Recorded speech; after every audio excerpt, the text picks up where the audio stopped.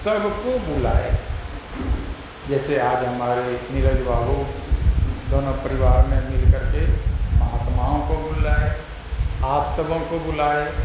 किस लिए बुलाए? बस एक ही बात, जो भगवान राम को फल रहा था वही इन सबों को ही, हम आप लोगों को भी फल रहा है।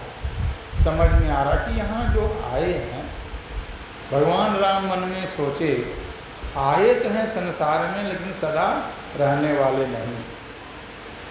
शीशे की तस्वीर कभी भी फूट सकती है, नाजुक चीज कभी भी टूट सकती है। भरोसा बेकार करना है इस जिंदगी का, नाव कागज की है कभी भी डूब सकती है। भरोसा मत करो, नहीं है भरोसा जरा जिंदगी का, जिंदगी का कोई भरोसा नहीं। श्रीमद् शंकराचार्य जी महाराज ने कहा कि पद्म पत्र पर पड़े हुए अति चंचल नीर समान। हम लोग का जीवन कैसा है? जैसे कमल फूल का जो पत्ता होता है, पद्म पत्र पर पड़ा हुआ, एक बूंद अगर पानी उसमें पड़ जाए तो ढल ढल करके नाचने लगता है। कब तक नाचता है? नाचते नाचते गिर जाता है। उसी तरह से यह संसार में हम लोग एक पत्ते पर पानी के बूंद की तरह हैं, इधर उधर उधर लगाते लगाते लगाते एक दिन समाप्त हो जाएंगे। राम नाम सत्य। पद्म पत्र पर पड़े हुए अति चंचल नीर समान, अति से चपल और क्षणभंगुर इस जीवन को जान। ऐसा हम आप लोगों का जीवन अति से चपल और क्षणभंगुर है। ऐसा हम आप लोगों का जीवन है। ऐसे जीवन को पाकर क्या करना चाहिए? श्रीमद् शंकराचार्य महाराज ने कहा यहाँ बस क्षण भर ही की सत्संगति का भाव, एक क्षण भी सत्संग करो। यहाँ तक कह दिया एक घड़ी आधो घड़ी, आधो में पुनि आध। तुलसी संगत साधु की हरे कोटि अपराध। यह क्षण भर की सत्संगति का भाव क्या कीमत है? भव सागर से तरने में बन जाता दृढ़ तरता।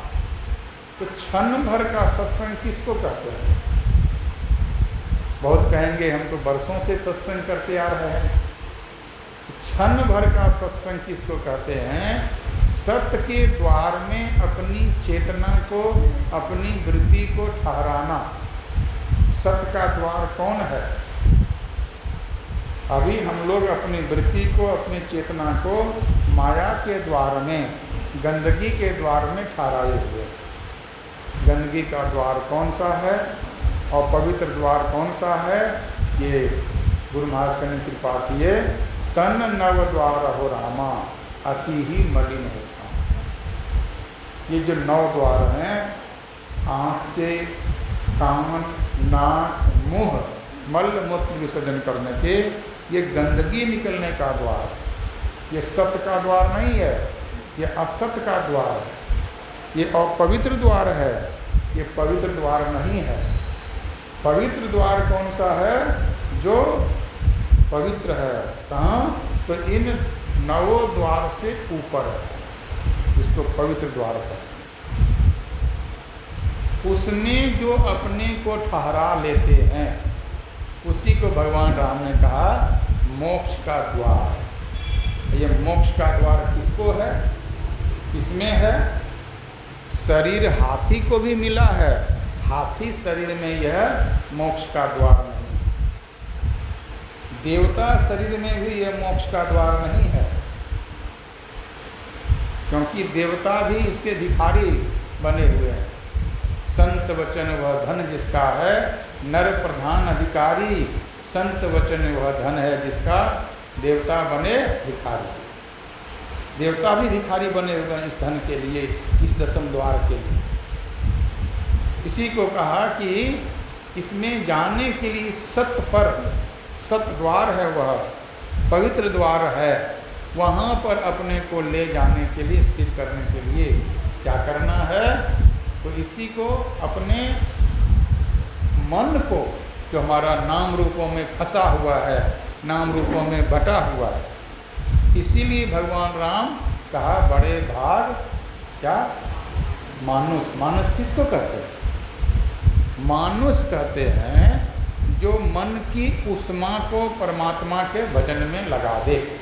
उष्मा मने गर्मी, उष्मा मने ताकत। जो मन की शक्ति को, मन की ऊर्जा को, मन की ताकत को परमात्मा के भजन में लगावे, वही है मनुष्य। अब जो मन की शक्ति को, मन की उष्मा को, मन की ऊर्जा को, मन की पावर को कहाँ माया में लगावे, खाने पीने में लगावे, सोने में लगा दे, निंदा चुगली में लगा दे, वो है मनुष्य शरीर में रहते हुए पशु है, राक्षस। गोस्वामी जी ने कहा परद्रोही, बिना कारण का किसी से झगड़ा करना। बहुत लोग ऐसे हैं बिना कारण का झगड़ा किए हुए हैं, यहाँ तक कि साधु महात्मा को भी नहीं छोड़ते हैं बिना कारण का, जबकि साधु हमेशा परमार्थी होते हैं। साधु को प्रणाम करो तो आपको आशीर्वाद देंगे, चाहे उनको जितना गाली गलौज किए हुए, आपके लिए हित ही सोचते हैं। साधु को भले अपने घर में मत बुलाइए, लेकिन आप अगर सत्संगी हैं तो आपके घर में साधु आपको साधु भेज देंगे, जाइए, हम नहीं जाते उस घर में। आपको भेजने वाला कौन? आपके घर में साधु भेजने वाला कौन हुआ? तो साधु ही तो हुआ। तो ये साधु बड़े सरल होते हैं और अच्छे विचार के होते हैं। जो परद्रोही होते हैं, परदाररत, परधन पर अपवाद, दूसरे का धन हड़पने वाले होते हैं, दूसरे को नीचा दिखाने वाले होते हैं, और ये बड़े हैं ये छोटे। रामायण में लिखा है को बड़ छोट कहत अपराधु। कोई साधु को छोटा, किसी को बड़ा कहते हैं, ये हमारा साधु ही है, उसका साधु है, ये अपराध है। साधु सब परमात्मा के हैं, सबकी समान, पंक्ति भेद मत कीजिए।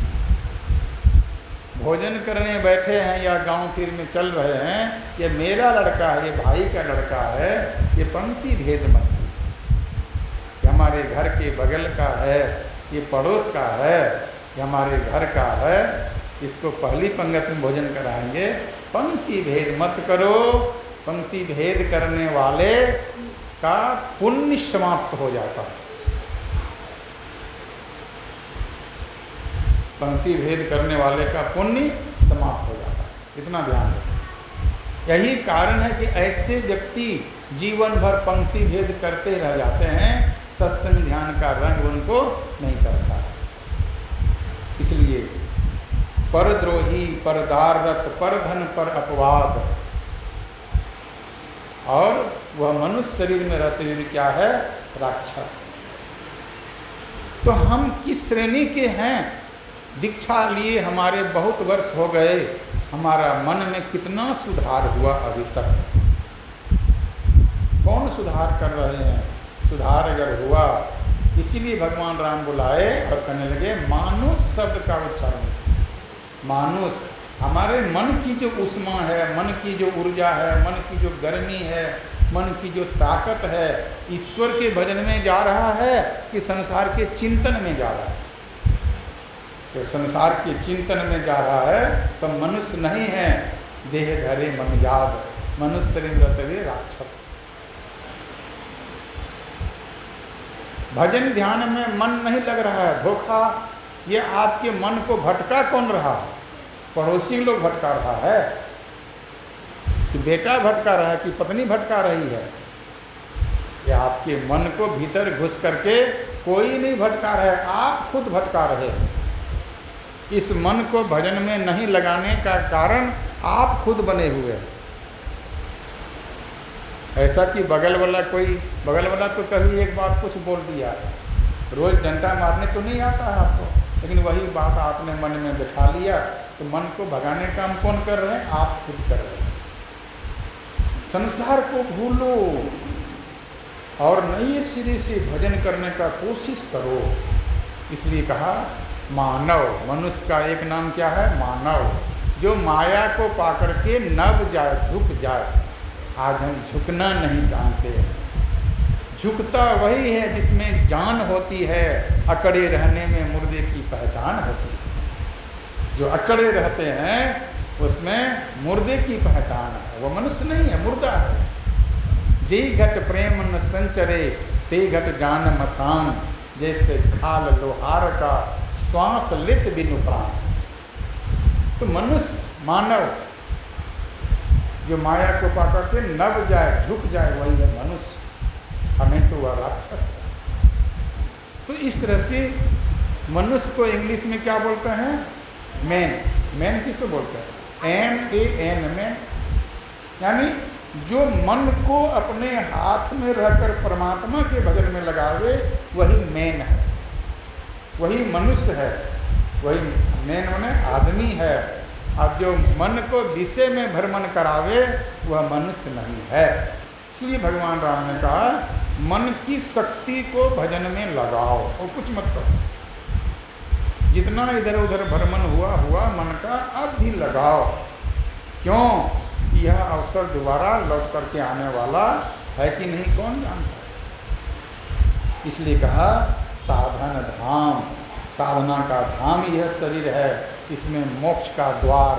मोक्ष का द्वार कहाँ पर है, किस जगह? संतों ने कहा यह मोक्ष का द्वार आपका वहाँ है जहाँ कोई द्वार नहीं, जिसके बराबरी में कोई द्वार नहीं है। यानी आँख के बराबरी में आँख है, कान के बराबरी में कान है, और नाक के बराबरी में नाक है, दोनों बराबर छिद्र है। मुंह है, इस तरह से जिसके बराबरी में ऊपर में और कोई द्वार नहीं है, वह बड़ा पवित्र द्वार है। वह द्वार है जिसको कहते हैं दशम द्वार। कितना बड़ा द्वार है वो? मोक्ष का द्वार, छुटकारा का द्वार, आवागमन से छूटने का द्वार। कितना बड़ा है वह द्वार? बहुत सूक्ष्म है। तो जितना सूक्ष्म द्वार है तो द्वार में प्रवेश करने वाला भी सूक्ष्म ही होगा। वह द्वार कहाँ पर है, किस जगह में है? का दोनों आँखों के मध्य में है। क्यों भटकता फिर रहा तो ऐ तलाशे यार में, रास्ता सहरग में है। सहरग में सुषमना, कहाँ? सहरग में है। तो इसलिए है का दिल बर पे जाने के लिए, दिल बर पे जाने के लिए, बर मने होता है श्रेष्ठ। दिल का जो श्रेष्ठ है, प्रत्येक दिल को जो चलाता है, दिल का जो मालिक है, प्राण का जो मालिक है, वो कौन है? परमात्मा। उनके पास जाने का रास्ता वो।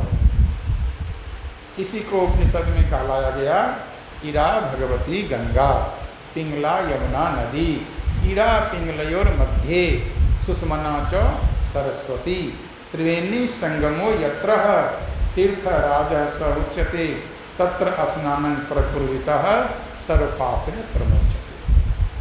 वो ईड़ा और पिंगला के बीच जो सुषमना है, वहाँ जो डुबकी लगाता है, लेकिन जगह बहुत छोटा है। कितना छोटा है? का बालाग्र सतसहस्रं तस्य भागस्य भागिनः, तस्य भागस्य भागार्धम।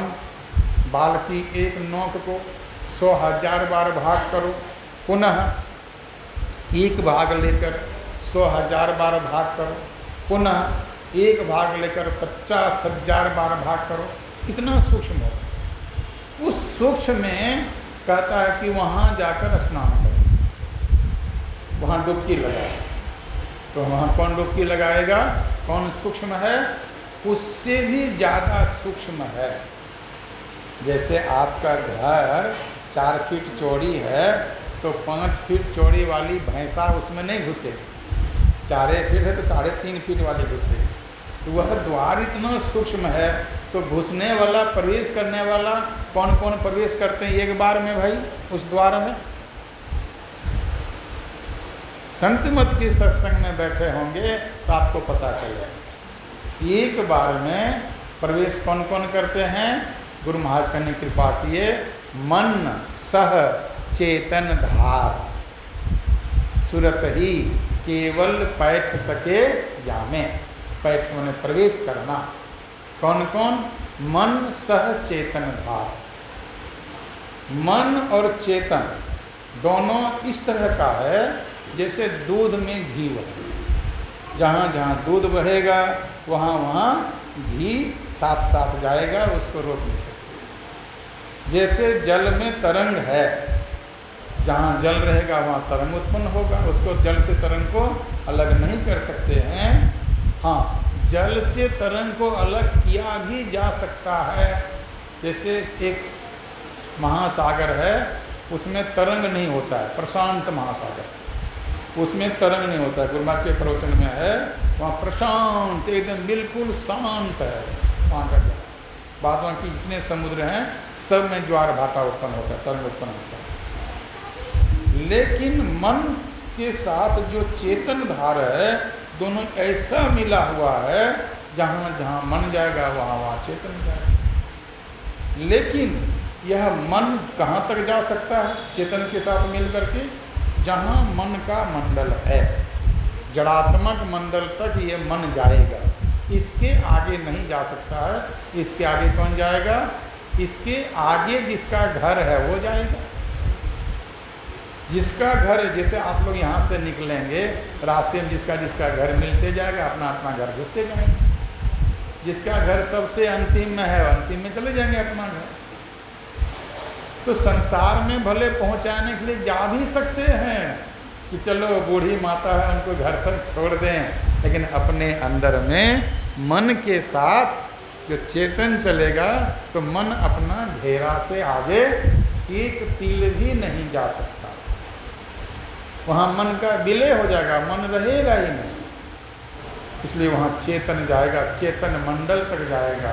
मन सचेतन भाव सुरत ही केवल बैठ सके जामे, जेई हो गमनत, जिधर होकर के वह गमन करेगा। किधर गमन करेगा?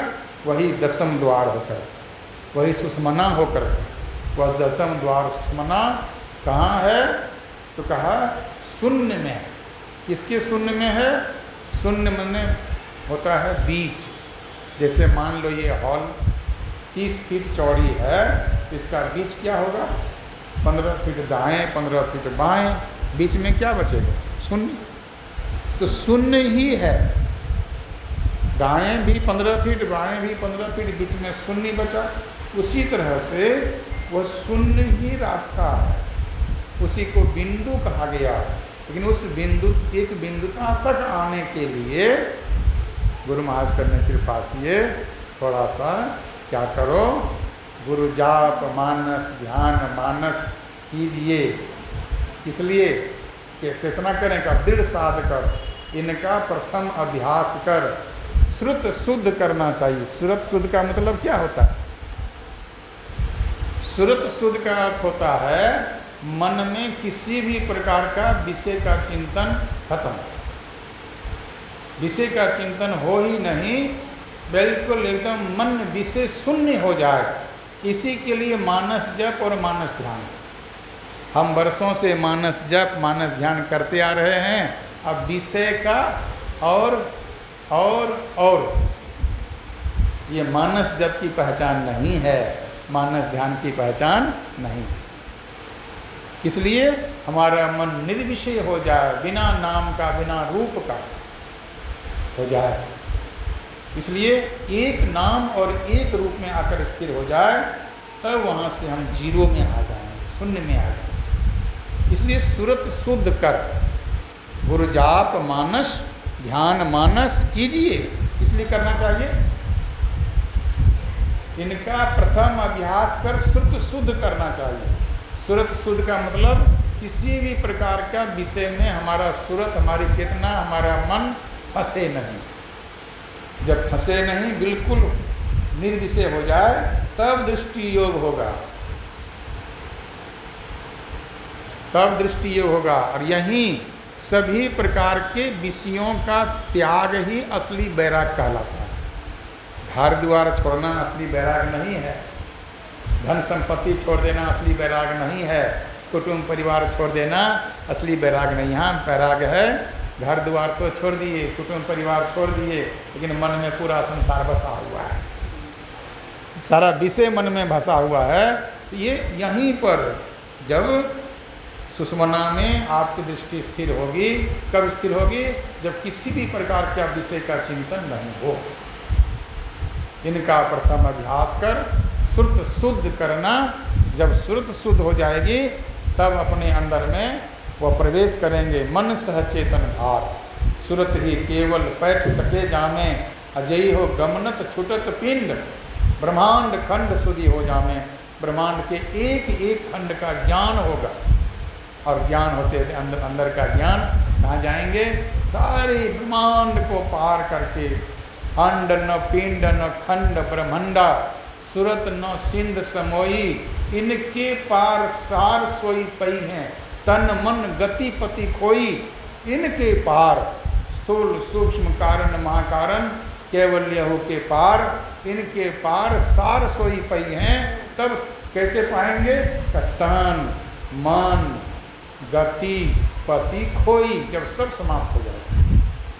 यही काम करने के लिए ही भगवान राम ने सोचे कि मनुष्य शरीर मिला है, इसी मनुष्य शरीर से यह काम संभव है। इसलिए सबको बुला करके यह उपदेश, यह ज्ञान सबको दिलाया गया और सबों को समझाया गया। जो यह काम आज हमारे नीरज बाबू, उनकी धर्मपत्नी जी जो हैं श्रीमती नैना सरावगी जी, बहुत बहादुरी से यह काम करते आ रहे हैं प्रत्येक वर्ष लगभग। और आप लोगों की भी बहादुरी को मैं देखता हूँ। गुरु महाराज की कृपा से मौसम का प्रभाव न करते हुए भी आप लोग यहाँ पधारे। ये कार्यक्रम की सफलता आपके हाथों हो रही है। अगर आप लोग नहीं आते कार्यक्रम सफल कैसे होता? हम दो बाबा जी क्या करते? हमको बोले बाबा 2 महीना पहले बोले, बाबा ऐसा ऐसा कार्यक्रम है, कहीं समय नहीं दीजिएगा। फिर 1 सप्ताह 10 दिन पहले कहती है बाबा कुप्पा घाट से स्वामी विद्यानंद जी महाराज का, अति सुंदर, हमारे पुराने गुरु भाई हैं, सब मिल के सत्संग करेंगे, अति सुंदर अति सुंदर। तो हम लोग देखिए सब मिल करके आज उनकी आत्मा के कल्याण के लिए, उनकी आत्मा की शांति के लिए, और आप लोगों को गुरु महाराज का विशेष आशीर्वाद प्राप्त हो, इसके लिए। ऐसा नहीं कि उन्हीं के लिए, आप लोगों को भी गुरु महाराज का विशेष आशीर्वाद प्राप्त हो, इसके लिए गुरु महाराज से प्रार्थना करते हैं। हे गुरु महाराज, इस तरह से भक्तों का आशीर्वाद देते रहेंगे और मन को प्रेरणा देते रहेंगे। जहाँ जहाँ सत्संग होगा वहाँ आप सभी पधारते रहेंगे, गुरु महाराज का आशीर्वाद देते रहेंगे। बोलिए श्री सद्गुरु महाराज की जय।